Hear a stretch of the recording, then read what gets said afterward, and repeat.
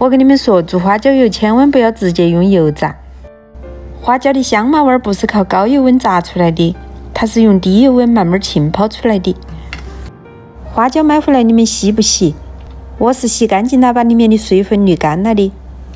按1斤花椒1斤半的比例加入菜籽油，先把油熬開至油，不需要加任何香料，加了香料打做出來的花椒油味道都不纯。油熬好打沫，直接往花椒上面泼，關了火打让它燜一下，油溫需要降到120度左右。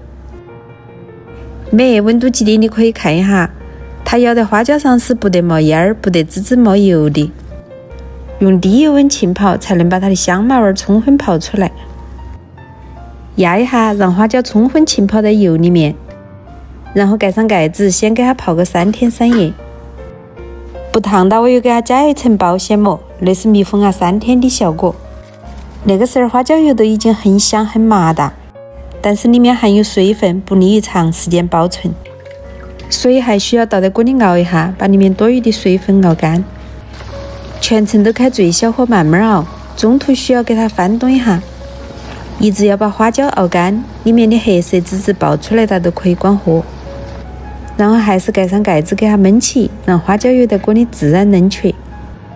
等到溫度降到常溫了，就把裡面的花椒籽過濾出來，然後都得到一罐花椒油。最後用一個乾淨的瓶子給它裝起來，常溫保存，又香又麻的，吃1年都不得壞。